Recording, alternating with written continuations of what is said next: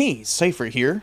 Some movies are so bad that I have to tell y'all about them. I watched the new Reagan movie, and it's not just a hagiography, as in sanctified biography, but a turgid mess filled with more conspiracism and mythology than I could possibly have expected. It's slow, boring, and just plain wrong.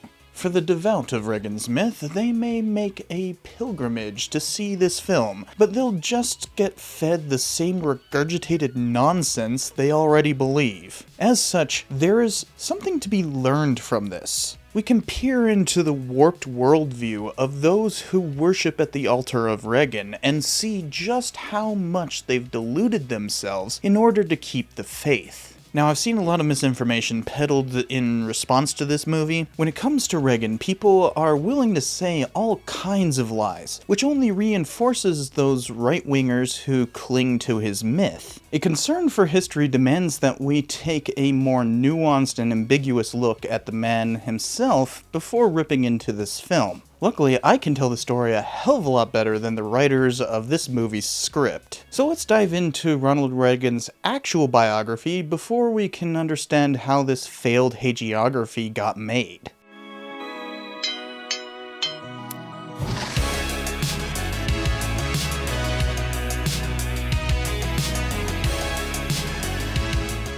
Thanks to my patrons on Patreon and Aura for sponsoring this episode. They are a digital protection company that monitors your accounts and further secures them. This movie that I'm reviewing could only succeed financially by its publicity program, which included mass emails to Republican donors, which is how much of these lies spread. How do producers access such lists? By buying them from data brokers. So much misery can come from lacking privacy, yet so many places that store your personal data get leaked. Then that data makes its way into spam and scam directories. I know I've certainly had that happen a few times. Aura has an all-encompassing set of tools for determining what breaches have happened, capturing that data, removing as much as possible, advising when you need to change accounts or passwords, and securing everything, including their own credit monitoring, virtual private network, and antivirus. That way, you can protect yourself by checking out Aura.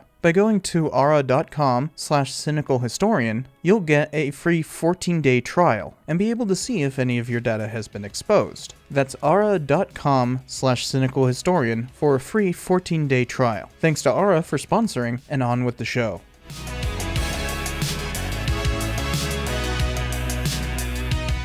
Ronald Reagan was born into a religious Illinoisan family in 1911. He grew up in the city of Dixon, where he played a small amount of football and theater in high school. Finding his dad drunk, face down in the snow one night, left an early impression that he always wanted to strive beyond. He went to Eureka College, playing 2 years on their football team, and became a student body president. Using his athletic and drama background, he became a sports radio announcer. From this, he moved to California to begin a Hollywood career as an actor for Warner Brothers.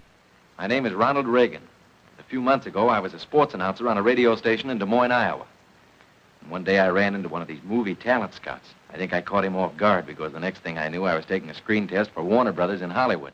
He mostly starred in B-movies, beginning in 1937. In 1940, he wed a co-star, Jane Wyman.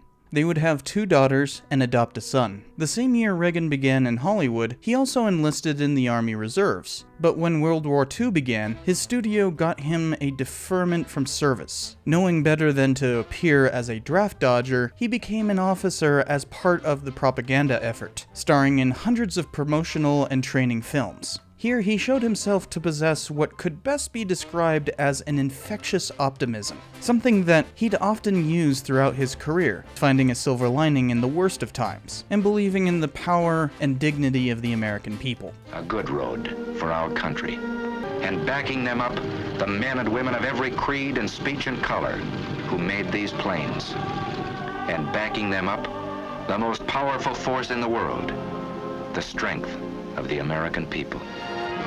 Once the Allies defeated the Axis powers, the US Army discharged Reagan. His movie career waned after the war, even becoming a freelance star when Warner Brothers let his contract lapse. He had always been a rather stiff and straight-laced actor, so he instead moved up in the Screen Actors Guild and was elected SAG president in 1947. He became increasingly anti-communist in the wake of the Hollywood strikes of 1945, seeing the left-leaning elements of the Hollywood elite as equally repugnant to American values as the fascists the country had just defeated. He oversaw the implementation of the Taft-Hartley Act, which barred communists from union leadership, and banned numerous types of strikes. And he even went so far as to testify before the FBI and Congress against these leftist elements, helping institute the Hollywood blacklist and inculcating fear of dissent among the remaining SAG members. As he became increasingly political, Jane became more distant, disliking his red baiting. She asked for a divorce only a year into his SAG leadership. Their children stayed with Jane, and her career flourished. But he instantly became Hollywood's most eligible bachelor, especially since he remained too aloof to seek another wife. But an actress named Nancy Davis sought him out. She coaxed her way into his life, and eventually she grew on him. They would have 2 children and remain together for the rest of his life. Just before they married in 1952, he resigned SAG's presidency and bought a ranch. He remained on SAG's board until 1960, but rarely acted in films during that time. Instead, he moved to television. His longest recurring role was as a host of General Electric's theater. As a GE spokesman, he employed his propaganda skills to market GE's good role for capitalism, partially because the federal government sought to trust bust GE. It was formative to his politics. He believed in Franklin Delano Roosevelt's New Deal. Indeed, he'd been a fervent Democrat for years. The first time he supported a Republican was in 1952, and that was purely because Ike appeared harder on communism than Adlai Stevenson.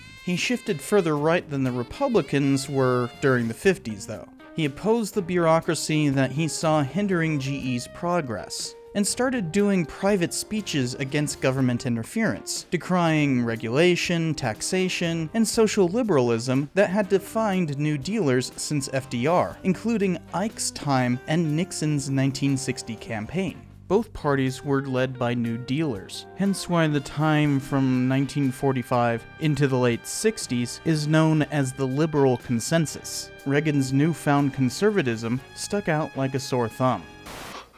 Who's president of the United States in 1985? Ronald Reagan. Ronald Reagan? The actor? The year after Nixon's failed campaign, he railed against the passage of Medicare. One of the traditional methods of imposing statism or socialism on a people has been by way of medicine. It's very easy. And prominently befriended members of the John Birch Society, which was a far-right organization of red-baiting weirdos who opposed civil rights. Reagan was well outside political acceptability, leading to him getting dropped from GE and switching parties, officially joining the Republicans in 1962. When he seemed to be on the outs, though, the party of Lincoln took a swing to the hard right just in time for him to take advantage. Barry Goldwater had opposed the Civil Rights Act of 1964, and he ran for president on that conservative platform. It was the first instance of what became known as the Southern Strategy, where they made allusions to more reactionary policies like states' rights against civil rights, while pushing an increasingly conservative agenda. The GOP was still dominated by liberals, but there was an immense change taking place with Goldwater. A new right had arisen after World War II, though it was very unpopular, typified by 3 key ideologies. Neoconservatism, as in hawkish foreign policy and opposition to the counterculture, evangelical backlash, as in a traditionalist reaction to social progress, and neoliberalism, as in a return to free market capitalism through trade, deregulation, privatization, and austerity. That had not fully formed yet, but the Southern Strategy ensured Republicans' rightward trend, and Reagan supported that. He campaigned for Goldwater, adapting some of his GE speeches. They were powerful and inspirational, but oddly absent of direct references to the candidate himself. Reagan said, Well, I'd like to suggest there is no such thing as a left or right. There's only an up or down. Man's old age dream, the ultimate in individual freedom consistent with law and order, or down to the ant heap of totalitarianism. And regardless of their sincerity, their humanitarian motives, those who would trade our freedom for security have embarked on this downward course. You and I have a rendezvous with destiny. We'll preserve for our children this, the last best hope of man on earth, or we'll sentence them to take the last step into 1,000 years of darkness. Much of his ideology can be found in that speech, which he gave on several occasions and raised much for Goldwater. But it wasn't enough. The Southern strategy only succeeded in the Deep South, and LBJ won in a landslide.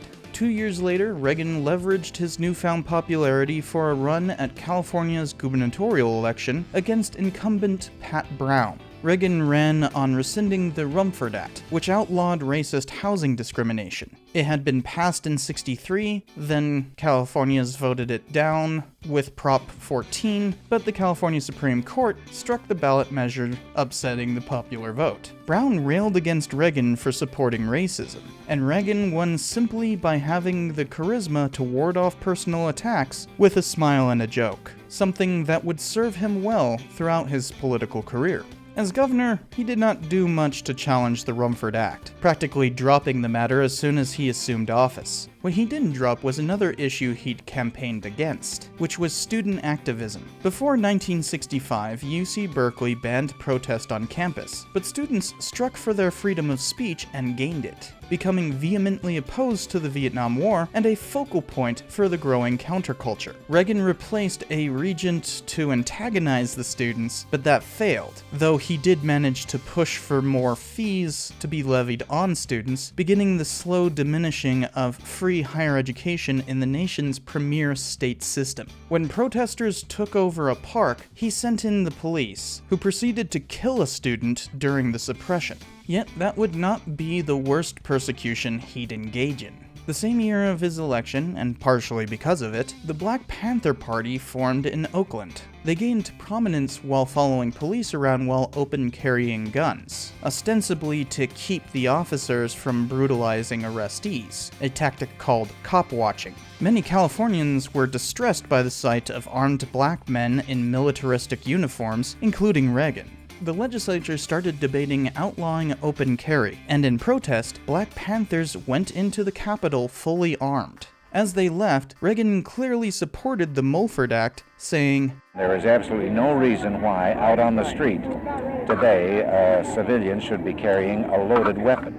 And so it passed. Yes, Reagan is the reason for harsh gun control in California. He tried for the presidency only 2 years into his governorship, but failed to gain the candidacy, being seen as too conservative for the GOP. But after having served 2 terms as governor, he chose to step down and build national support again. He started writing regular opinion columns and recording radio commentaries, which he started gaining a following. As historian Daniel Lux says, Reagan popularized the racist trope of welfare queens, said to be mooching off hardworking white taxpayers. Despite Reagan's loss to Ford for the nomination, his 1976 primary campaign demonstrated how his brand of racial conservatism was ascendant, and the Rockefeller pro-civil rights wing of the Republican Party was in eclipse. Carter won that election, yet Americans felt like the country was in a downward spiral. Deindustrialization meant a spike in economic problems as the country changed to a service economy. The failure of Vietnam and various scandals around it alit investigations that proved the government had become out of control. The 2 energy crises brought about stagflation.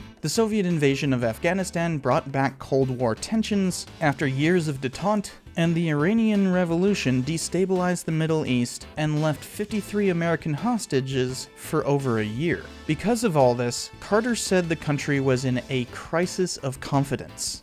It is a crisis of confidence. It is a crisis that strikes at the very heart and soul and spirit of our national will. We can see this crisis in the growing doubt about the meaning of our own lives. Reagan refocused on his media output, trying to soothe an increasingly disillusioned nation. Historian Rick Perlstein characterizes this by saying, "Blithe optimism in the face of what others called chaos had always marked his uniqueness. It marked, too, what made others feel so good in his presence, and what drove still others, those suspicious circles for whom doubt was the soul of civic wisdom, to annoyed bafflement at his success." He built up support for a 1980 run at the presidency through that optimism, claiming to be the solution to America's crisis of confidence, which is what clinched his nomination and defeated Carter. As Reagan assumed the White House, he did not waste time. In organizing his cabinet, he took an approach akin to the governing philosophy that he espoused, as in laissez-faire. 3 higher-ups formed an inner circle that ran the day-to-day activities of the executive branch, known as the Troika. These were Counselor Edwin Meese, Chief of Staff James Baker, and Deputy Chief Michael Deaver.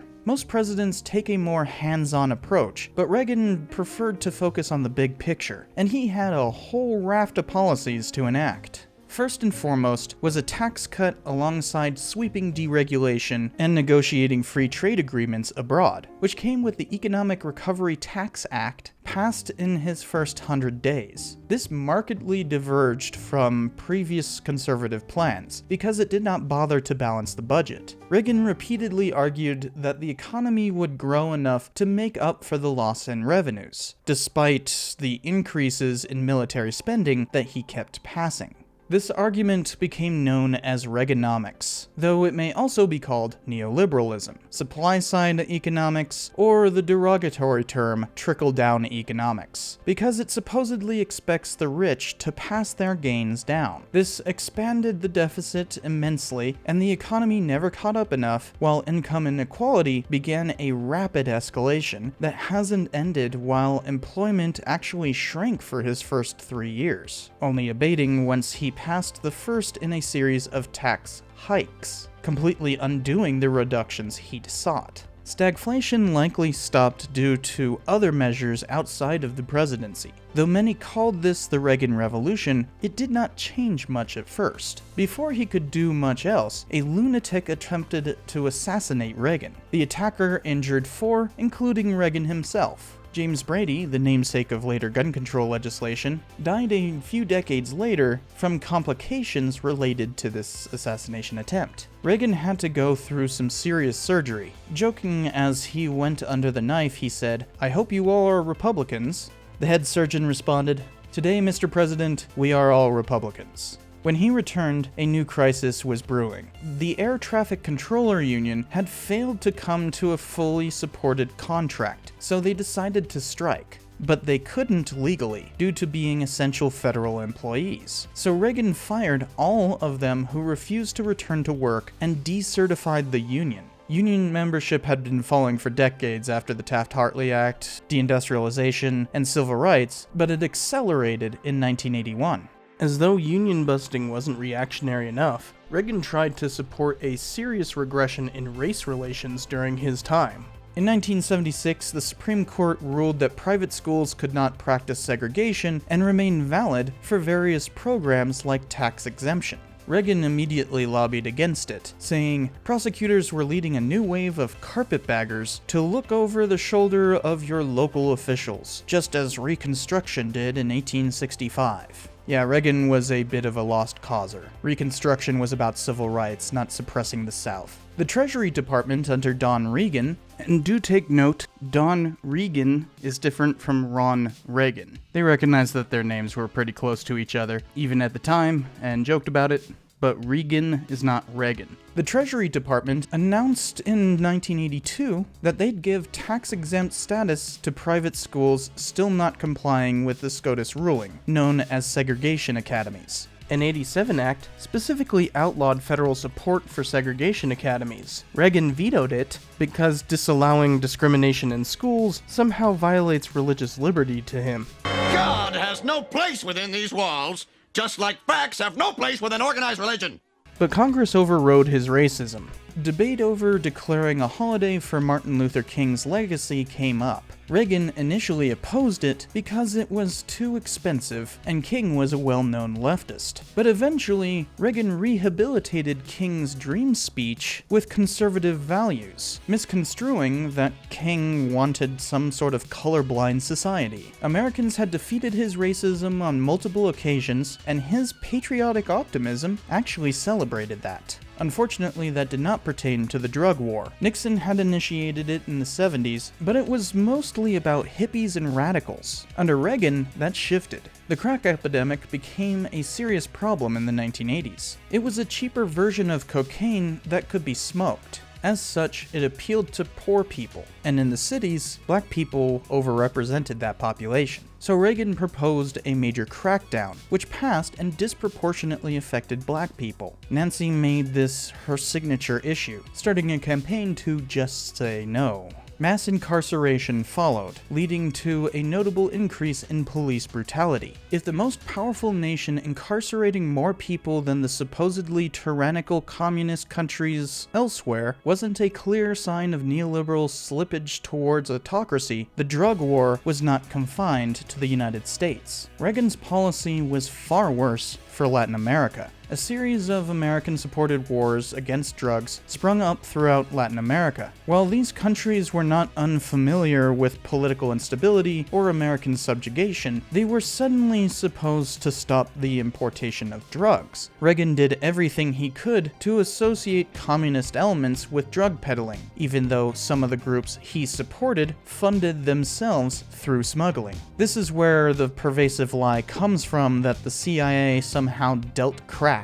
It's false, but as with every myth, there's a kernel of truth there. The drug war was messy. Yet his anti-drug operations abroad were less about drugs and more about communism, which cost hundreds of thousands of lives, if not millions. American-supported anti-communist operations in Central and South America resulted in mass killings and even genocide, all of which red baiters were happy to condone in the USA. Reagan eventually composed a new doctrine to justify what he did in Latin America, which stated, "And we must not break faith with those who are risking their lives on every continent from Afghanistan to Nicaragua to defy Soviet-supported aggression and secure rights which have been ours from birth."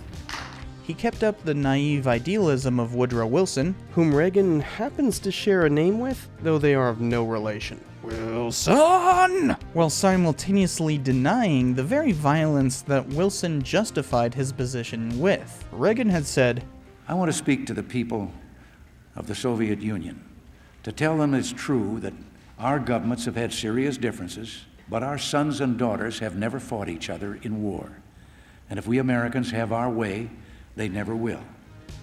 In fact, Soviets and the Allies, led by Americans, had directly fought each other in 1918 to 1920 on Russian shores. Hell, the Allies occupied more of Russia than the Soviets did. There's a ton of complex reasons for that, but denying it altogether was the height of absurdity, especially coming from a president proposing a new way to fight communism. Reagan antagonized his Soviet counterparts, burying détente for good. Brezhnev was still General Secretary in 1981. The decrepit and corrupt man was exemplary of the Soviet economy, doomed to die. His next two successors viewed Reagan with extreme suspicion, and Reagan happily heightened those tensions. During Andropov's brief rule, Reagan announced the Strategic Defense Initiative, which the press quickly dubbed SDI the Star Wars program. It was supposed to create a space-based defense system to prevent ballistic missile strikes. Soviets viewed it as potentially giving Americans the ability to attack first and prevent mutually assured destruction.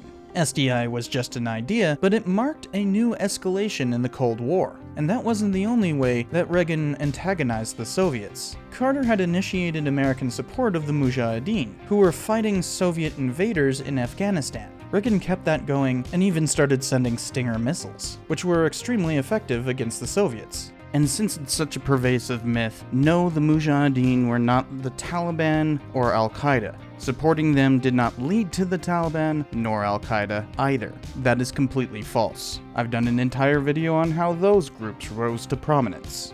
Iran had returned the hostages just before Reagan's inauguration, and they had a war ongoing with Iraq. So America imposed an arms embargo on Iran, but the Soviets started supplying them via North Korea. Iran supported the southern Lebanese terrorist organization, Hezbollah, who began taking American hostages during the civil war there and fight against Israel. An American coalition began an attempt to keep Lebanon from spiraling out of control in 1981, which was fairly ineffective. Terrorists bombed the US embassy just as the Iranian embargo began, and later that year they blew up a Marine barracks. Both attacks killed 370. A year later, the coalition abandoned Lebanon to another 7 years of civil war. Reagan authorized the overthrow of a communist dictatorship in Grenada. The invasion was stunningly successful, taking a mere week to complete. Soviet and Cuban forces fled the island, making a clear statement to other communist rebels south of the United States that they were not safe, further supporting the massacres happening elsewhere. For Americans, Grenada was a stupendous victory, one that Reagan needed for his re-election. Buoyed by success, his campaign declared, "It's morning again in America. And under the leadership of President Reagan, our country is prouder and stronger and better." But in his first debate with Mondale, Reagan came out looking a bit lost. He was the oldest president in history at that point, but he turned it around in the next debate by saying, I will not make age an issue of this campaign. I am not going to exploit, for political purposes, my opponent's youth and inexperience. He won the election in a landslide. His cabinet got reshuffled as many second-term presidents do. Most significant of these changes was that Baker and Reagan swapped positions. This broke up the Troika and destabilized the administration. Reagan's second term steadily destructed because of this spontaneous decision to relieve stress. Just a couple months after the inauguration, Mikhail Gorbachev became the new Soviet General Secretary. He sought reform, and Reagan recognized this change. Quickly, they came to a summit together in Geneva to discuss arms reduction. There hadn't been one since Reagan assumed office. They couldn't come to an agreement because Reagan refused to give up SDI, even though it was still basically theoretical. They'd come together in Reykjavik the following year and get stuck on the same argument. Gorbachev had been willing to completely destroy all nuclear armament, so long as SDI didn't break the Anti-Ballistic Missile Treaty of 1972. That looming threat of nuclear war between the superpowers could have been eliminated if Reagan acquiesced on SDI even a little bit. Gorbachev was winning the international public relations battle, so Reagan applied pressure by going to the Brandenburg Gate in West Berlin and saying, "Mr. Gorbachev, tear down this wall." Though it would fall in just 2 years, that had nothing to do with Reagan. Reagan smash! Reagan smash! Something had to come from this tit for tat. They met in Washington to sign a treaty eliminating intermediate-range ballistic missiles. Reagan had another significant success in international affairs. Libyan dictator Muammar Gaddafi had supported terrorism since at least 1979. Gaddafi attempted to lay claim to the entire Gulf of Sidra in 1981, but 2 of his fighters were easily shot down by 2 American jets. For years, he was merely a threat, but a Berlin bombing that killed Americans was linked back to him. So Reagan launched a punitive bombing of Libya. It was seen as a success, but further Libya-linked terror attacks would continue. Lebanese hostages remained a problem. Around 1,700 abductions happened there, with over 100 being foreign nationals, a few of whom were American. Hezbollah held most of the American hostages, and they are closely aligned with Iran. Despite the arms embargo, the administration sold arms to Iran in the hope that they'd convince Hezbollah to release hostages. These included TOW and Hawk missiles in massive quantities and maintenance equipment for previous systems. Reagan repeatedly claimed that he did not negotiate with terrorists. So the administration came up with a dodge by having Israel fly the arms with the United States simply replacing their supply. It was entirely obfuscated, and Don Reagan failed to put any way to control and quality check this operation. As such, one of the leaders of it, Oliver North, was able to siphon millions of dollars into an independent slush fund, completely devoid of congressional oversight. He'd use it to support a totally different effort halfway around the world. Nicaraguans overthrew their dictatorship in 1979, and the leftist group, called Sandinistas, took control. Many factions opposed the Sandinistas, and they became known as Contras. Both the Reagan and Carter administrations had funded the Contras, but some were found to be funding themselves through cocaine smuggling, leading Congress to outlaw CIA support of the Contras. Even though, surprisingly enough, the CIA didn't know about the smuggling, or at least looked the other way. But North had his secret fund. He started funneling this money into the Contras. After only a couple of years, this operation was blown wide open. Reagan at first denied everything and simply blamed the media, but then he said, "The charge has been made that the United States has shipped weapons to Iran as ransom payment for the release of American hostages in Lebanon, that the United States undercut its allies and secretly violated American policy against trafficking with terrorists. Those charges are utterly false. In spite of the wildly speculative and false stories about arms for hostages and alleged ransom payments, we did not, repeat, did not trade weapons or anything else for hostages, nor will we." This was a flat-out lie, so he spun an unconvincing story about breaking the embargo in order to get certain elements within Iran as allies. He definitely knew about the arms trade, but Don Reagan hadn't been able to control the administration like Baker before him. Congress began an investigation, alongside a presidentially appointed one. When the Tower report released, Reagan stepped down after some silly squabbling with Nancy. Well, Don, I'm glad this thing is finally coming out. And as we agreed, your future here as Chief of Staff depends on how you fare in the report. Oh, boy, that's a big one. Well, does it say I approve shipments of arms to Iran? Yes, it does. Did I? Buddy, congratulations. I didn't realize that you were still here. Reagan was forced to concede. A few months ago, I told the American people I did not trade arms for hostages. My heart and my best intentions still tell me that's true, but the facts and the evidence tell me it is not. He had authorized the initial operation, but perhaps this was because he was in fact losing his memory. We'll get to that later. Iran, Iraq, stalagmite, stalactite, that's... The even more controversial part was how North had gone around the Boland Amendment, banning support for the Contras. Reagan said, "I didn't know about any diversion of funds to the Contras, but as president, I cannot escape responsibility." North shredded evidence, and the rest of the administration feigned ignorance. Numerous indictments came for them, but none proved Reagan was in on the scheme. You're that good a sales lady.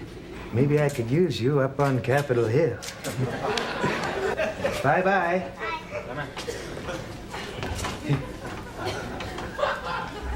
Back to work! What if something should happen to you?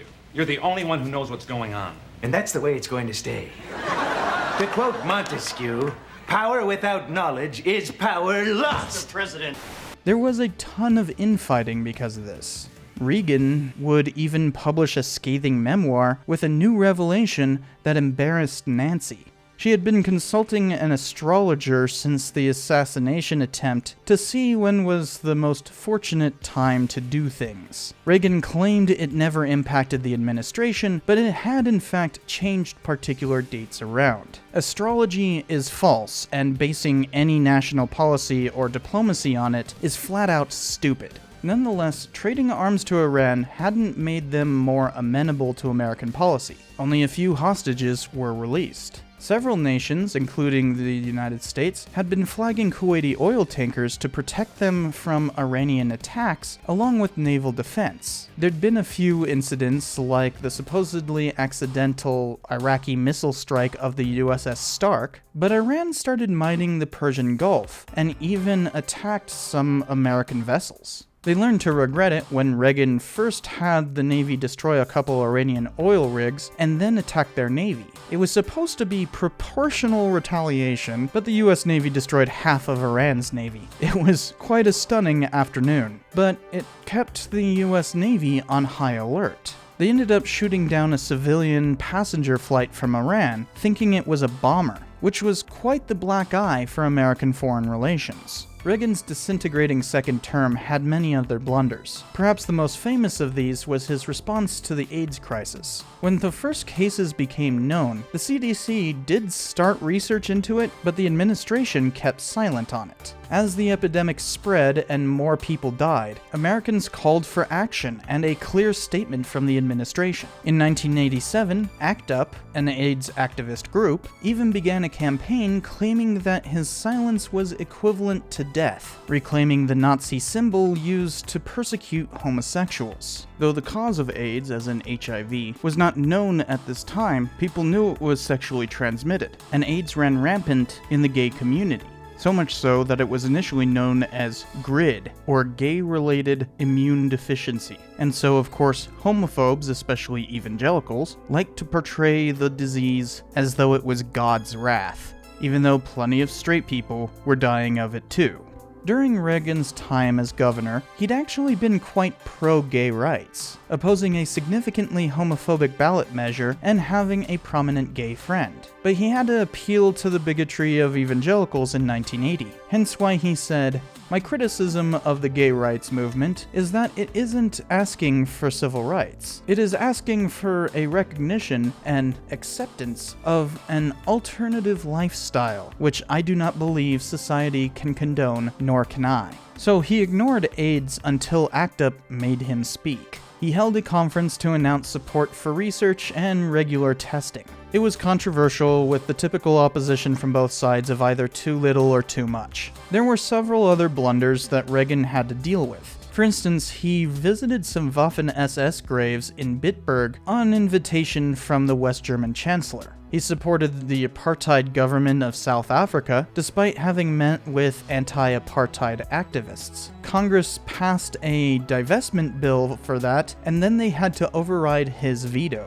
These mistakes seem to portray a further lurch to the right, but there were significant exceptions. Reagan supported immigration reform. The 1986 bill outlawed hiring illegal aliens, but it also granted amnesty to all those currently in the country. He also supported gun control, signing the Firearm Owners Protection Act. While it halted some ATF abuses, it also made civilian ownership of machine guns manufactured thenceforth illegal. It is the only complete abolition of a small arms class, though he could not ex post facto outlaw previous weaponry. He continued to support gun control measures beyond the presidency. After all, he was responsible for California's harshest restrictions. He supported the Brady Bill, which required gun purchases from federally licensed dealers to go through a background check, and the federal assault weapons ban, which outlawed particular gun parts and large-capacity magazines, though that ban lasted only a decade.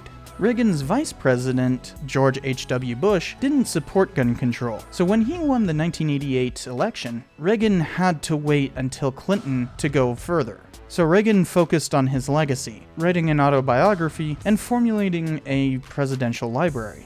During the publicity tours for these, it became clear that Reagan was losing his memory. He also appeared in a congressional investigation into the Iran-Contra affair and was unable to remember key people and facts from his time as president. He was suffering from Alzheimer's disease, but wouldn't be diagnosed with it until 1994. After that, he stopped appearing in public and kept to himself. Nancy became his public face as she watched Ron steadily fade away into the cruel oblivion of forgetfulness. He passed away in 2004. Nancy remained actively shaping her husband's legacy until she passed away in 2016. Republicans have practically deified Reagan as the man who instituted a conservative turn in American politics. In a way, that is true, but this long biography complicates that legacy. He did begin a rightward turn that we may only recently be changing. Well, got that wrong. This part was originally recorded in early 2024, and we've certainly lurched far to the right, to the point where things are getting quite fascist. But at the same time, he was not the conservative hero his acolytes have made him out to be. He was unwilling to face the problems that he created, sometimes a racist, and so naive that he completely ignored the failure of Reaganomics. Yet he united Americans in a way that no president has done since. In 1984, at the height of his prestige, our country was prouder, stronger, and better. His myth may have overshadowed reality, but much like the man himself, his optimism outlasted his memory. As Reagan said while announcing his diagnosis, "I now begin the journey that will lead me into the sunset of my life. I know that for America, there will always be a bright dawn ahead. Thank you, my friends. May God always bless you."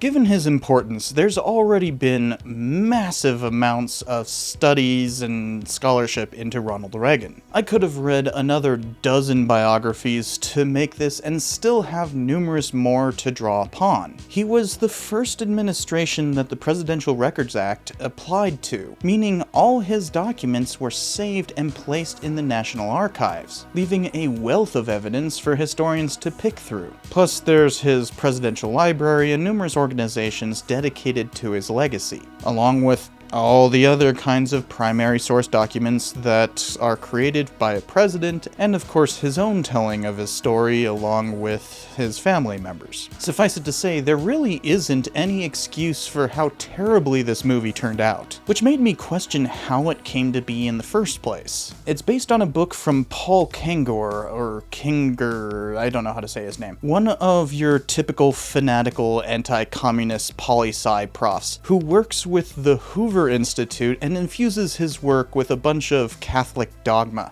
That's probably why the movie has this scene where, after the attempted assassination of Pope John Paul II, Reagan says this. They're scared. The movie's trying to make it seem like a communist did that. This comes from Moscow via Bulgaria, Mr. President. This is KGB all the way.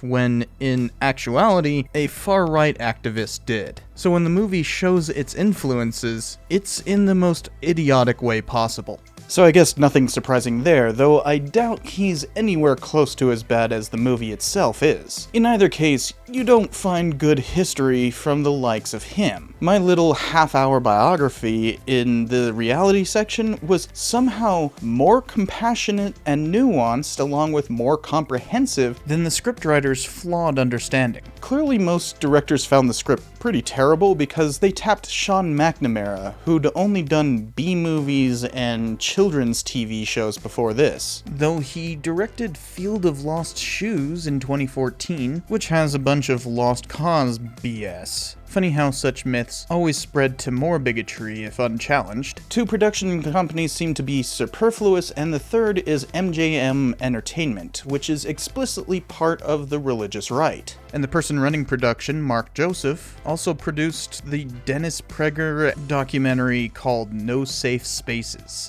I'm Dennis Prager. There is no greater calling than to teach young people. Doo-doo, poop. I am reorienting the school toward politics and propaganda. A conservative group that indoctrinates. Now, please stand and join me in the Pledge of Allegiance to the rejection of what is good and the celebration of what is wrong. America is the only country that was founded on the greatest genocidal and totalitarian ideology in history. Ask visitors what they think of Americans. They're likely to tell you how they cultivate narcissism. What rendered America unique is that Americans killed one another for fecal matter. So there's a conservative circle jerk going on here. So this had to be a political narrative to propagate and doggedly pushed past anything that got in the way, especially that pesky thing we call truth. Just to reinforce that ignorance, Kevin Sorbo, the actor who's become the poster boy for god-awful media that panders to zealots. Do you know Jesus? I'm an atheist. I'm an atheist. I believe it's God's mercy that brought me here right now. Do you accept him as Lord and Savior? Yes. Blech. He shows up as Reagan's pastor and mentor in this movie. It really is just a right-wing fever dream.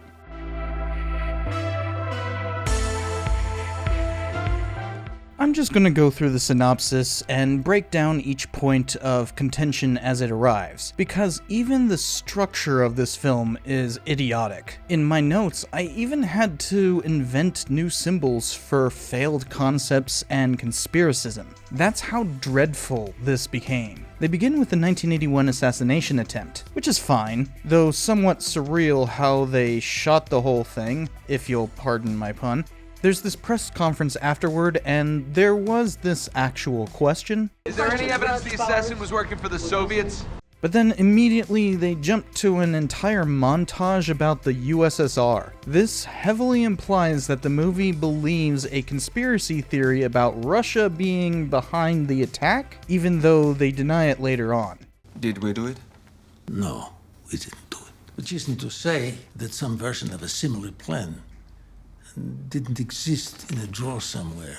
What they're actually trying to do is arrange a framing device that is so incredibly dumb it destroys the entire plot from its outset. They tell the entire story through the eyes of this fictive former KGB analyst who was somehow tasked with following Reagan since 1941. Yes, I said that correct, 1941.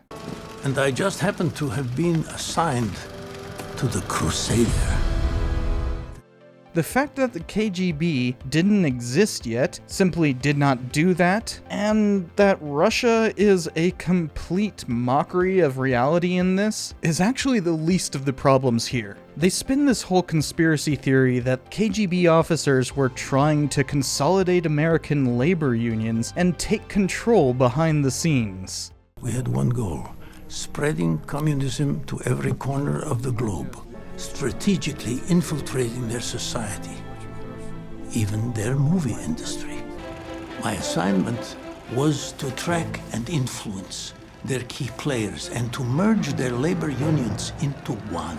That's a McCarthyite lie. We intercepted many Soviet dispatches through the Venona project and had a brief window of open access to Moscow's archives, all proving that Soviet espionage within America fell apart immediately following World War II. Historians Maurice Isserman and Ellen Schrecker write, when McCarthy made his charges in February 1950, he wasn't talking about communist agents in 1943-45. He was talking about current employees of the US State Department. He was not simply exaggerating a problem, he was making it up. This evidence will prove documents of dangerous tendency if all they do is reinforce simplistic readings of the past meant to serve current partisan purposes of a vindictive right. Plus, I can't imagine being so delusional as to think the Wobblies, who sought one big union, were somehow Soviet agents 2 decades prior to the October Revolution.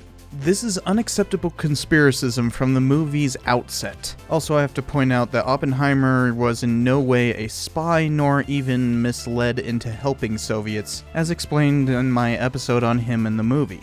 For some reason, they use this as an opportunity to denounce celebrity opinions. We should be speaking to the important issues of the day. Oh, Eddie, give it a rest, will you? Leave that to the writers. You're still new here, Reagan. This whole American dream thing doesn't exactly apply to everyone equally. We're doing something about it.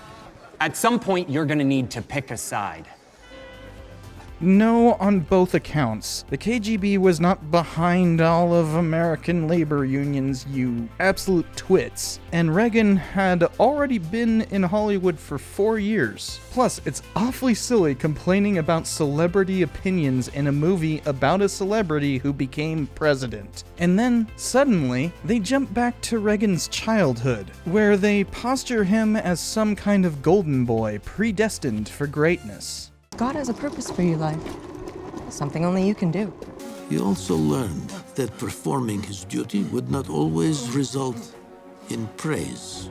What the hell you do? As though that isn't heavy-handed enough, they then claim he was extremely popular in college and somehow prescient about Hitler.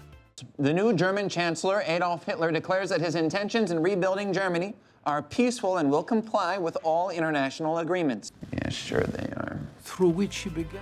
Both of those mistake reality for absurdity. He organized a strike, which is quite the opposite of this dreamy depiction, and he was a sports announcer, not a news announcer. Then they tried to pinpoint where his anti-communism came from with a Russian emigre who spoke at his congregation. Americans should know more about the communism because it's coming here. Freedom is only one generation away from extinction.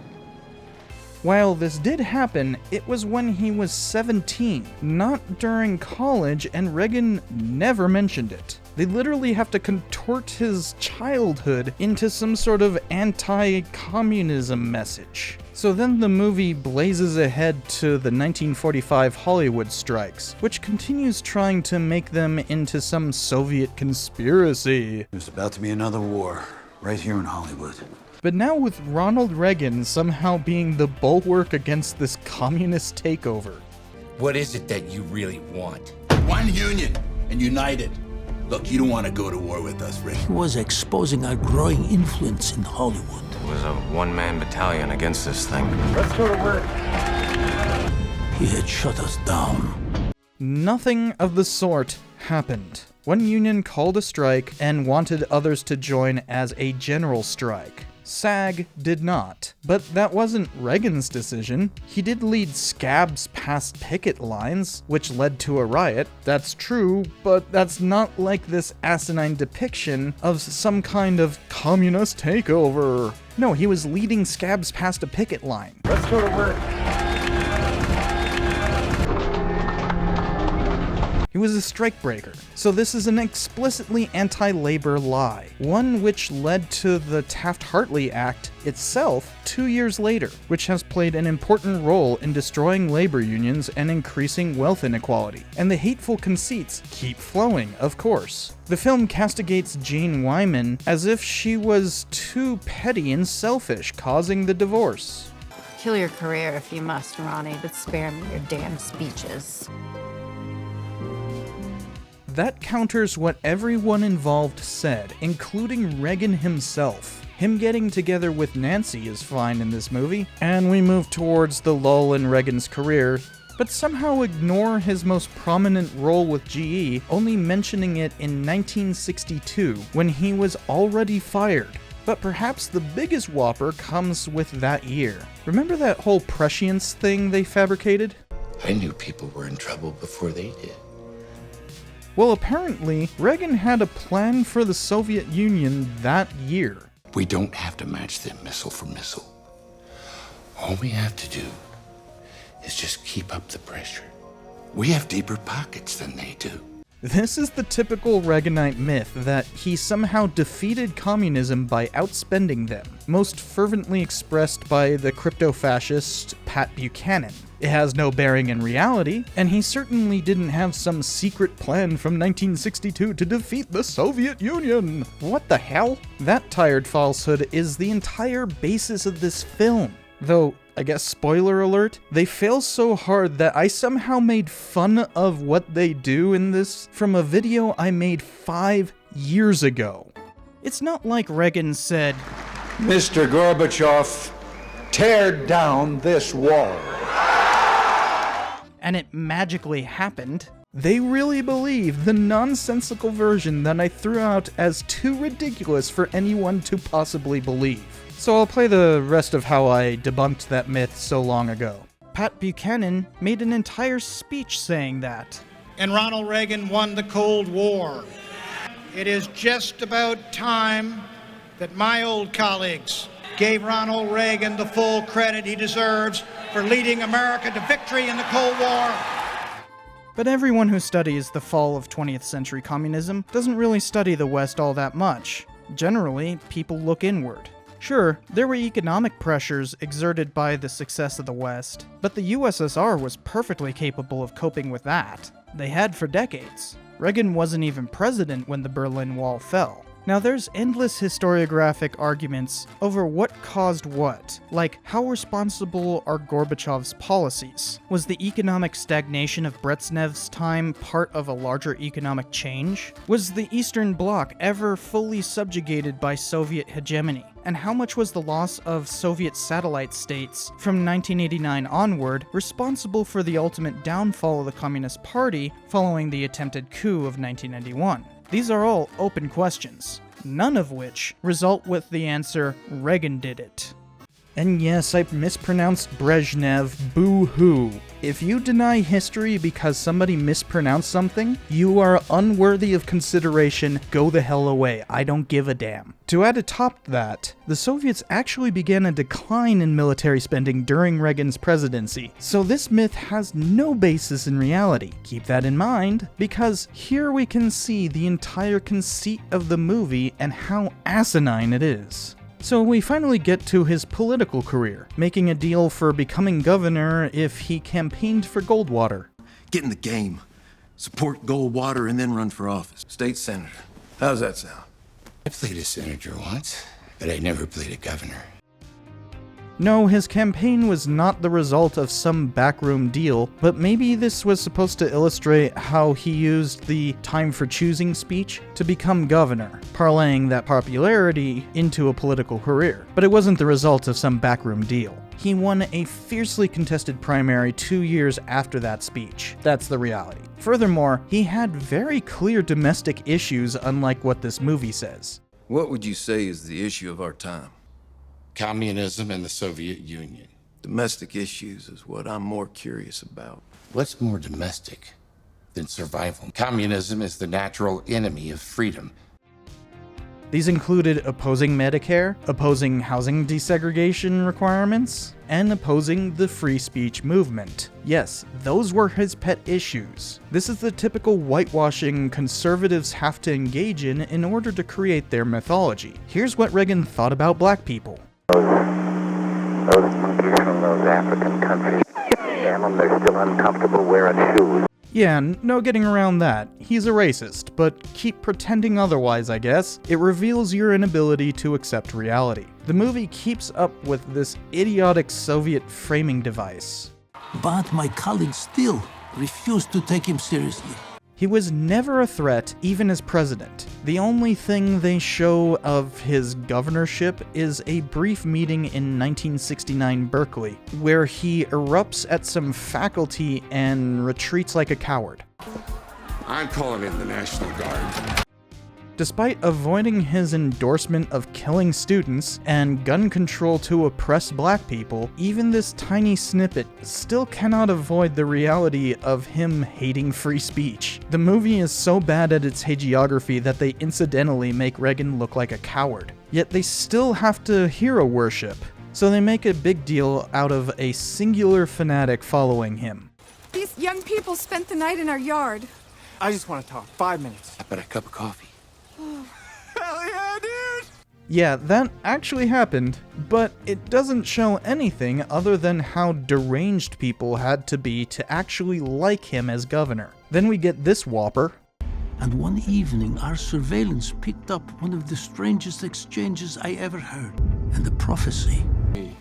You will dwell at 1600 Pennsylvania Avenue. Oh yeah, the Soviets were totally bugging his house. Care to back that up with some evidence? Since this is literally the first time anyone claimed as such. You can't possibly believe this. Doesn't matter. Why don't you back it up with a source? My source is that I made it the f*** up. Oh wait, he's the defeater of communism, so any lie is okay. And they're trying to make it seem like it was a kooky thing to proclaim he'd be president in 1972. As spoken from the prophet's lips, God chose Reagan as our savior, thus saith the Lord. Yeah, but he'd already run for president in 1968. Do Republicans forget that? He'd basically angled for the presidency as soon as he could. After becoming governor of California, the only time he didn't run for president until he became term limited in 1988 was a singular campaign in 1972, the year this prediction supposedly took place. I've heard that he denied his run in 1968 during his 1980 campaign, but surely his sycophants aren't stupid enough to deny such an obvious fact. Are they? I am serious. And don't call me Shirley. My belief in their mental faculties waned with every second I watched this film. They depict him purchasing a new ranch in 1974, which did happen, but it was his third and adjacent to his previous property, so it wasn't some kind of retirement from politics like they pretend here. Think about your next move. Next move. The Soviets, they're here to stay. There's nothing a retired governor can do about the Soviets. But a president, now he can do a thing or two. They're fabricating some kind of Cincinnatus tale, who gave up power in the mid-5th century BC only to be called back. Fun fact, that's why Cincinnati is called that, because George Washington was basically our version of Cincinnatus, and Fort Washington was there in 1789. Reagan, on the other hand, needed no convincing to run for president again, unlike what is depicted here. You just may need to save us. He was absolutely not some reluctant politician. He ran in 1968, only 2 years into his governorship. The only reason why he didn't run in 72 was that he'd gotten whomped so badly in 68 that he knew that he couldn't go against Nixon. They only briefly show the 1976 primary, and then they claim this bunk. Ford stole it, sir. He was handing out ambassadorships and rides on Air Force One like candy to babies. Backstage politics. No, Reagan lost the primary against an incumbent, like most such campaigns, and then attempted to flip delegates by selecting a moderate vice candidate, which failed miserably. He knew full well that he lost, and the only one doing foul play was him. There is no defeat more bitter than a political defeat, especially if you think it is your last chance. What a load of despicable conspiracism, but obviously meant to pander to election denialists, because this is a movie meant for those bigots. We get even more conspiracism by implying Jimmy Carter was a willing Soviet dupe. But we sensed an opportunity with the election of Jimmy Carter. The real Carter began U.S. support of the Mujahideen in their fight against the Soviet invasion of Afghanistan, not Reagan like his sycophants believe. But the movie moves so quickly from this point that there isn't much to pin it down with. It basically skips 4 years and then simply plays a bunch of quotes. There you go again. He wins the election, and they continue to only play quotes from speeches and show absolutely nothing that he actually did. Like, they explain what his vice president called voodoo economics fairly competently. When taxes are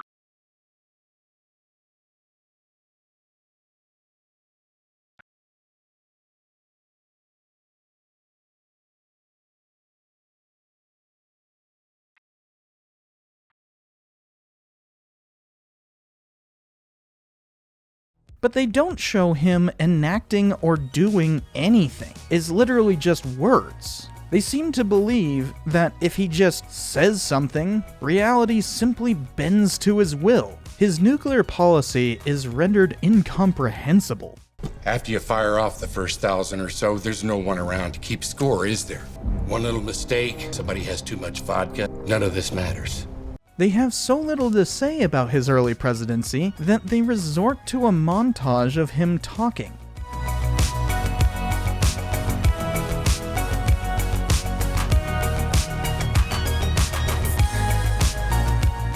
What they really want to focus on is his supposed war with the USSR. I am about to start the biggest war of this century, maybe of all time, and I'm not gonna fire a single shot. What is that even supposed to refer to? Seriously, are they saying he started the Cold War 40 years into it already existing? Who is this stupid? Maybe that's why they keep showing pictures of Stalin during the 1980s, because they're too ignorant to know that Khrushchev denounced Stalinism 3 decades prior. They repeatedly show Soviet Gen Sex listening to his random speeches with rapt attention, like they didn't have anything better to do.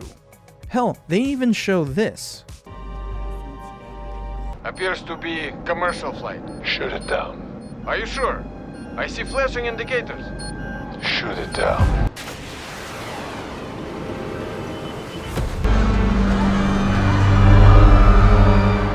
This is such an obvious lie. The Soviets did not have visual confirmation of it being a civilian flight, and we know what the pilots said. Korean Flight 007 had flown severely off course and incidentally into heavily protected airspace. This was not some kind of terror attack, it was a blunder. Screw you, movie. Imagine if they showed the US purposefully shooting down a passenger jetliner during the tanker war just like this. Americans would throw a tantrum, demanding the movie get unrated and therefore unable to be played in theaters. Of course, the filmmakers don't have the intestinal fortitude to depict that event, because cowardice is a requirement of denying history. They show one of the many 1980s nuclear near misses as a result of Soviets shooting down Korean Flight 007.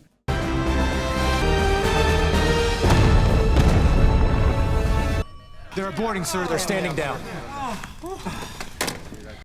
That wasn't the result of the shootdown. They're miscombobulating things. Also, Colin Powell was an advisor during this time, only becoming a 4-star general during Bush's administration. Why get that wrong? Like, they focus in on it. What purpose does that even serve other than to ignore Reagan's racism? By the way, the movie completely ignores the AIDS crisis, his opposition to MLK Day, support of apartheid South Africa, and attempt to protect segregation academies, which resulted in his hostility to the 1986 Civil Rights Act, which he vetoed. He was the first president to veto a Civil Rights Act since Andrew Johnson. Instead, we get a montage of protests against the administration as if they were just mean old liberals upset about nothing.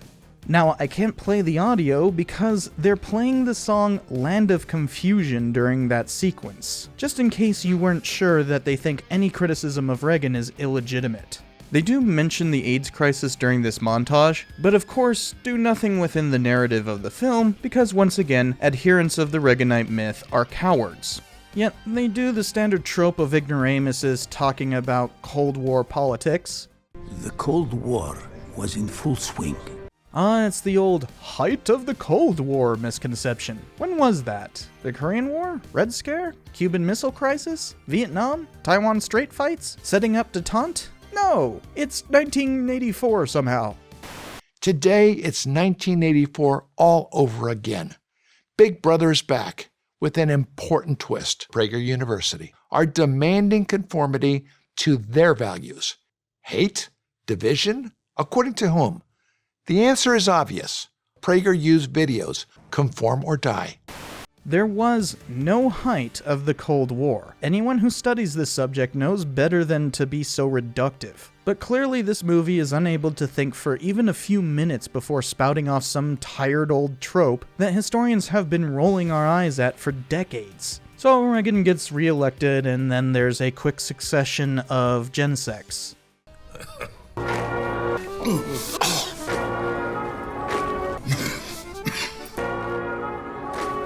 Alright, that was somewhat funny. I'll give it that. How could I talk to them if they keep dying on me? Remember all the domestic stuff I talked about in the reality section though? Well, that ain't happening here. We're totally focused on the Cold War and the Cold War only. They meet in Geneva. Somehow Reagan charms Gorbachev even though both of their journals prove that neither was confident in the other. Even worse, they act like there was a preliminary agreement when there absolutely was none. We jump to Reykjavik, and the breakdown of negotiations there. I'm offering you the biggest win of your presidency. Just drop SDI. Yet. This accurately shows Reagan refusing to give up SDI, and somehow makes Reagan look even more stubborn than he actually was. They need to build drama for the final act here, but wow, what a miserable failure. The most defining issue of Reagan's presidency was Iran-Contra, and they devote only 2 minutes of the 140-minute runtime to it. They're unmistakably attempting to obfuscate the whole scandal. Seriously, this is their explanation of it. The American Congress had said no to giving money to his friends in Nicaragua, hostages in the Middle East, and needed to free them. American policy, never to negotiate with terrorists. Somewhere, a plan was hatched.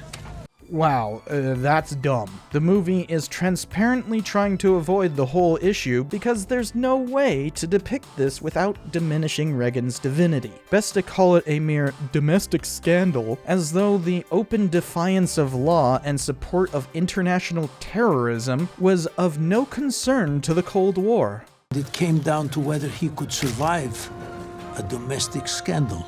Yeah, Nicaragua is a domestic issue, sure, yeah. But in the movie, it's just some challenge to his authority that the depressed protagonist has to overcome. Oh. You know, they may smile and call you Mr. President, but they hate you. This isn't about politics anymore. This is about you. I want you to fight, or this is all over. Sure, he was the one being oppressed. Raus, Tober des Token, der Fluten.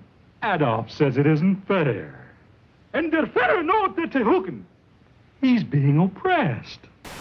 There's no way that Saint Reagan could ever do anything wrong. The meanie-weenie Congress simply was too communist or something like that. How far down the reactionary rabbit hole do filmmakers have to be to do this? But of course they've got to follow the 3-act structure, so Reagan overcomes his moment of self-doubt by blaming others. You take your knocks. You put things in perspective. Yep, the movie literally makes him look like a coward again in a facile attempt to bolster his myth. Well done, cowboy. Now that he's slithered past the allegations, it's time for the climax with the Berlin Wall speech. Remember my joke from half a decade ago? It's not like Reagan said, Mr. Gorbachev, tear down this wall. And it magically happened. Yeah, they literally do it. Mr. Gorbachev, tear down this wall. They even throw themselves a little celebration because he said the nice words. Well done, cowboy. What the hell? You go, cowboy? Ooh. In the chess game of the Cold War, it was checkmate. Well, looks like I did it, boys. I made the reactionaries so incoherently stupid that they fell into my trap laid half a decade ago. Reagan said smash, and then it happened. Reagan smash. Reagan smash. Reagan smash. They literally don't show the INF treaty or anything from his administration's final year. Wow. Was the INF treaty too embarrassing or something? What the heck? Even if you're trying to focus on the Cold War, somehow you skipped that? Why? Instead, we jump ahead to him getting diagnosed with Alzheimer's. I can't tell him that he can't ride anymore. Well, I don't think we should ride anymore. I gotta admit, I had both grandpas die of complications from this disease and find this depiction here quite insulting. Their mythical Reagan says, One more ride. At the moment, I feel just fine. Then they go on a final horse ride in California while playing a sappy version of John Denver's song, which is explicitly about West Virginia. West Virginia. Though I guess Denver himself died in California, so that's a strange conflation. This failed attempt at sympathizing with Alzheimer's patients is just a departing slight to anyone who's suffered one of the worst ways to perish. Yet sympathy isn't exactly the intent here. That would require regarding Reagan as anything other than a god. Have some pity for the man you're trying to sanctify, please. What the hell?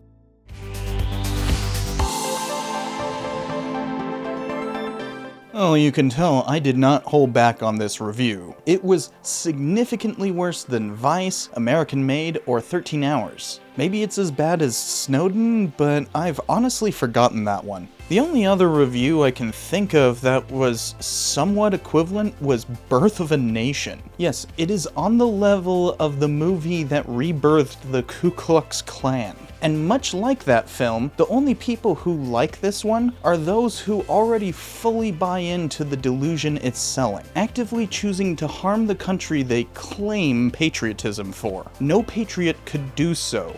Only nationalists. If you find what I've said here offensive and are commenting, "Nuh-uh, you're biased," you are deep in a cult. Bias has no bearing on truth, and of course I have my own biases, especially by using the historical method. Unlike those who display their bias against truthful scholarship by decrying mine in favor of it. Denialists like you deserve no pandering to, and do not deserve to be on a history channel discussing history. You don't get to discuss history when you deny it. This is a channel for presenting history, not attempting to dissuade denialists. There is no reasoning with people who oppose education. After however long this review is, they're still attempting to deny the history presented herein? Then they believe the myth regardless of any evidence to the contrary. They can keep their myth and come back when they've matured enough to learn. For those who actually want to learn history, this film makes an excellent way to view exactly how Reaganites preserve their mythology. I don't recommend watching it, but you can see exactly what it is doing from this synopsis. Largely, it obfuscates any unsavory aspects of the real Reagan in favor of this bunk about him defeating communism. And you can see all the lies it takes to promote that myth. This movie is the fever dream version of what Buchanan proposed in 1992 when he declared a culture war. Brandishing that myth, he said, "This election is about more than who gets what. It is about who we are. It is about what we believe and what we stand for as Americans. There is a religious war going on in this country. It is a cultural war as critical to the kind of nation we shall be as the Cold War itself, for this war is for the soul of America." But what is this movie doing with the myth?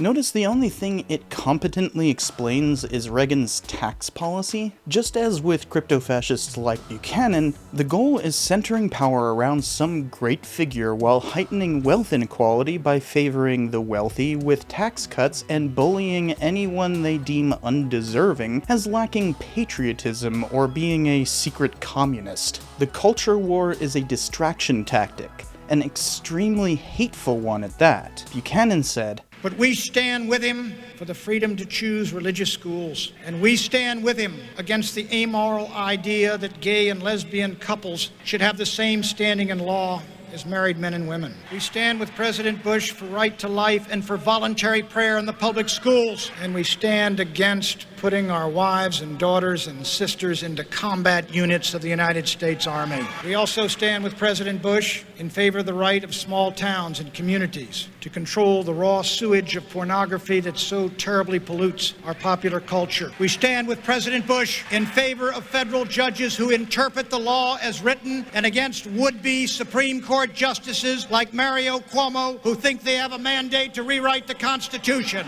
By demonizing some kind of foreign and internal threat, they can unite people in fear, gaining enough power to wield absolute authority and somehow defeat the enemy within and without, while actually benefiting the wealthy with tax cuts and removing the safety measures we have for the needy. Regardless of whether they admit it, that is the goal of the Reaganite myth. When politicians invoke him as some Christ-like savior of the nation, they don't mean conservatism. They mean fascism. This is an attempt to revive an imagined past at the detriment of actual historic victims. Think of how much red baiting this movie engages in. It's literally the framing device of the film. That way, any historian who points out its inaccuracies can be denounced as a communist. I'm sure there's plenty of people who have already typed that out in the comments below, revealing how much of bigots they are. And by decree of King Richard I, bigots get banned. Reagan himself did plenty of red baiting, but even he opposed McCarthy. Think of how it depicts Berkeley students, faculty, the Carter administration, or protesters during the 1980s. They're just following Soviet subterfuge with no real reason to complain. How else could anyone oppose the perfect apostle of anti-communism, regardless of all the hatred he spewed? It is a thought-terminating cliche, never mind the fact that they literally couldn't show Reagan doing anything to defeat communism, because he didn't. He said some nice words, and that somehow magically brought down the wall. Reagan smash! Ah. He was the one who would bring us down. No, the only dupes here are those who believe the bigotry this movie is peddling. You might be able to tell that I'm not feigning any sympathy for people who've bought into this myth. It is difficult to avoid noticing the similarities between the movie's mythology and our newly elected president. His campaign relied on much the same denialism that I've highlighted here, and there is no use pretending otherwise. The nation I fought for chose a politician who had previously inspired an insurrection against it and ran on demagoguery. I am your retribution. I am your retribution. Yet, a majority of voters selected that simply to spite some imagined establishment that only this billionaire felon can somehow defeat by centering power around himself and his lackeys. The delusion which fuels this film is the delusion that fueled many Trump voters. Buchanan walked so Trump could run.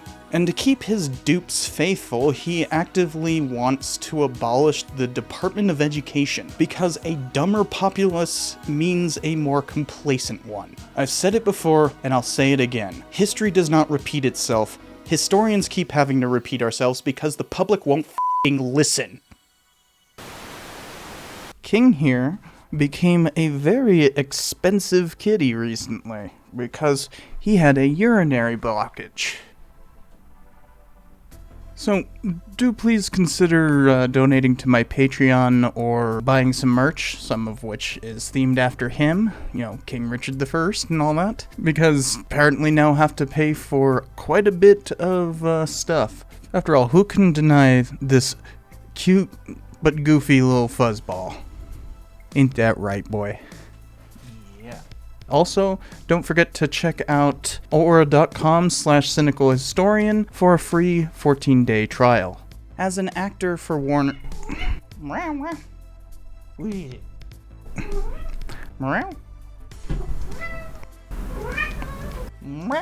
Mikhail Borgov... Mikhail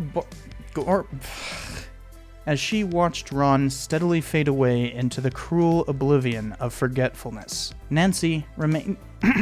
Somehow that got me a little emotional. I guess because both my grandpas had Alzheimer's. Is there a frickin' Harrier over me? What the fuck?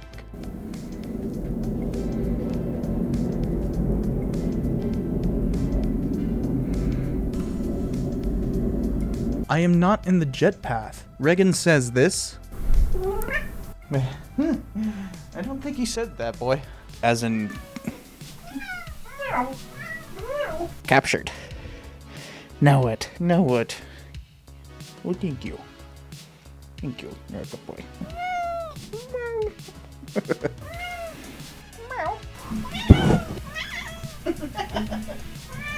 You meow, you get picked up. You know the rules. Oh, yeah. Ooh, yeah, that's a good spot, huh? A concern for history demands that we take a more nuanced and ambiguous look at the man himself before ripping into his faith. Film. That might be a Freudian slip. Writer... Meow! They claim to...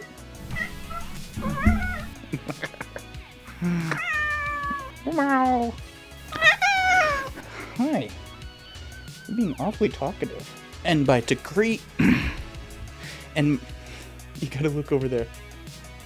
You gotta look over there. Look over there. Hmm? Meow! Meow! Meow! Meow! You're gonna get picked up. I can't be mad even though you're making noise. Look at what he's doing. He's playing with this little ball right here. Oh, okay. Hi. Yeah, you can't have that. That's, that is my tequila. Oh, okay. Yeah, do you want to go into the bathroom? Is that it? You want to go into the bathroom? Oh my god, that's so cute. My favorite.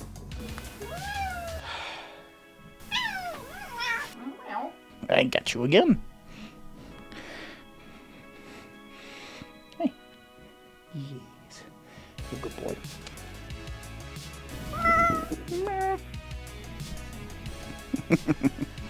Yeah.